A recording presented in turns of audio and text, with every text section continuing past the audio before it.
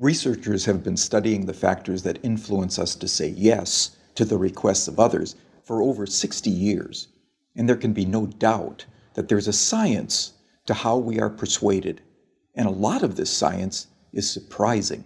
When making a decision, it would be nice to think that people consider all the available information in order to guide their thinking, but the reality is very often different.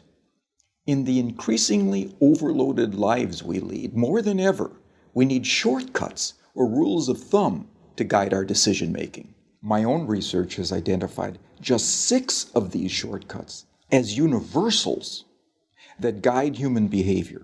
They are reciprocity, scarcity, authority, consistency, liking, and consensus. Understanding these shortcuts and employing them in an ethical manner can significantly increase the chances that someone will be persuaded by your request. Let's take a closer look at each in turn.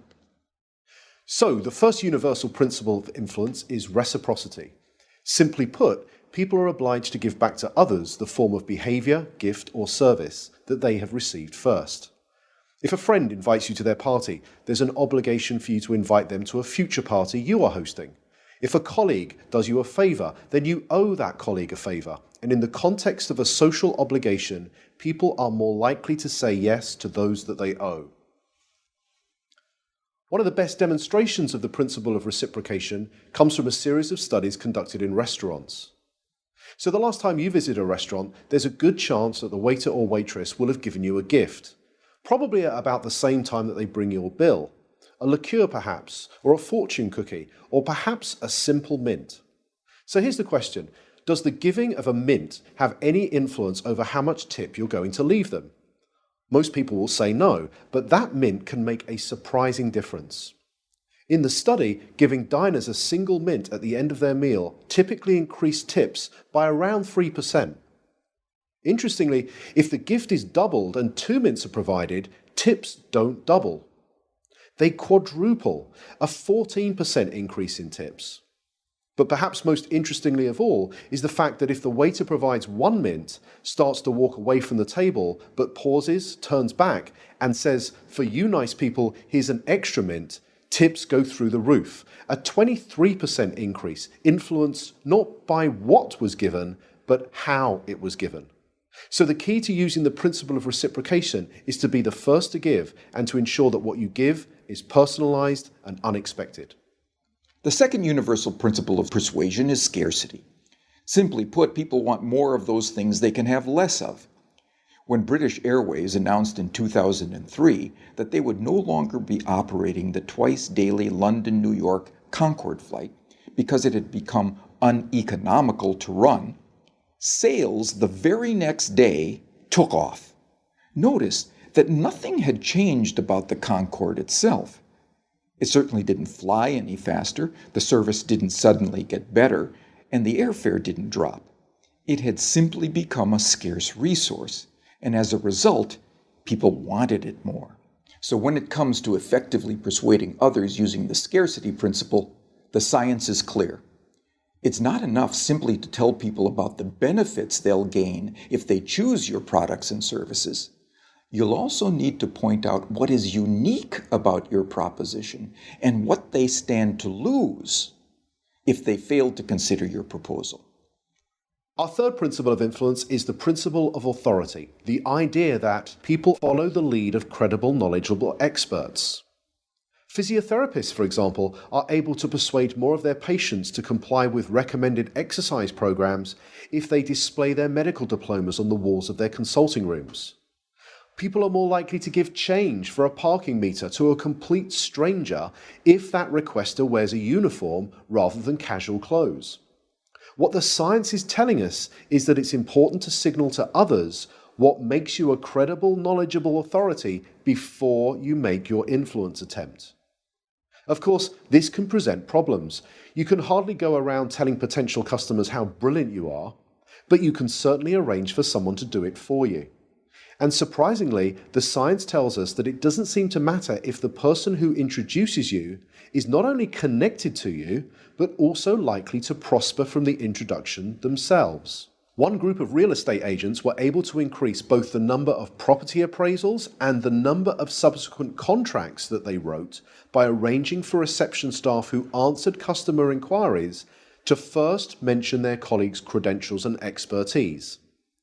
So, customers interested in letting a property were told, "Lettings? Let me connect you with Sandra, who has over 15 years' experience letting properties in this area." Customers who wanted more information about selling properties were told, "Speak to Peter, our head of sales. He has over 20 years' experience selling properties. I'll put you through now." The impact of this expert introduction led to a 20% rise in the number of appointments and a 15% increase in the number of signed contracts. Not bad for a small change informed from persuasion science that was both ethical and costless to implement. The next principle is consistency. People like to be consistent with the things they have previously said or done. Consistency is activated by looking for and asking for small initial commitments that can be made. In one famous set of studies, researchers found, rather unsurprisingly, that very few people would be willing to erect an unsightly wooden board on their front lawn to support a Drive Safely campaign in their neighborhood. However, in a similar neighborhood close by, 4 times as many homeowners indicated that they would be willing to erect this unsightly billboard. Why? Because 10 days previously, they had agreed to place a small postcard in the front window of their home that signaled their support for a Drive Safely campaign. That small card was the initial commitment that led to a 400% increase in a much bigger but still consistent change. So, when seeking to influence using the consistency principle, the detective of influence looks for voluntary, active, and public commitments and ideally gets those commitments in writing. For example, one recent study reduced missed appointments at health centers by 18%, simply by asking the patients rather than the staff to write down appointment details on the future appointment card. The fifth principle is the principle of liking. People prefer to say yes to those that they like. But what causes one person to like another? Persuasion science tells us that there are 3 important factors. We like people who are similar to us, we like people who pay us compliments, and we like people who cooperate with us towards mutual goals. As more and more of the interactions that we are having take place online, it might be worth asking whether these factors can be employed effectively in, let's say, online negotiations. In a series of negotiation studies carried out between MBA students at 2 well-known business schools, some groups were told, "Time is money, get straight down to business." In this group, around 55% were able to come to an agreement. A second group, however, were told, "Before you begin negotiating, exchange some personal information with each other. Identify a similarity you share in common, then begin negotiating." In this group, 90% of them were able to come to successful and agreeable outcomes that were typically worth 18% more to both parties. So to harness this powerful principle of liking, be sure to look for areas of similarity that you share with others and genuine compliments you could give before you get down to business. The final principle is consensus. Especially when they are uncertain, people will look to the actions and behaviors of others to determine their own. You may have noticed that hotels often place a small card in bathrooms that attempt to persuade guests to reuse their towels and linen. Most do this by drawing a guest's attention to the benefits that reuse can have on environmental protection. It turns out that this is a pretty effective strategy, leading to around 35% compliance. But could there be an even more effective way?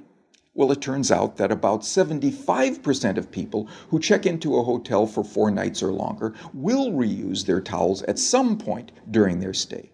So what would happen if we took a lesson from the principle of consensus and simply included that information on the cards and said that 75% of our guests reuse their towels at some time during their stay, so please do so as well. It turns out that when we do this, towel reuse rises by 26%. Now imagine the next time you stay in a hotel, you saw one of these signs. You picked it up and you read the following message. 75% of people who have stayed in this room have reused their towel. What would you think? Well, here's what you might think. I hope they're not the same towels. And like most people, you probably think that this sign will have no influence on your behavior whatsoever. But it turns out that changing just a few words on a sign to honestly point out what comparable previous guests have done was the single most effective message, leading to a 33% increase in reuse. So, the science is telling us that rather than relying on our own ability to persuade others, we can point to what many others are already doing, especially many similar others.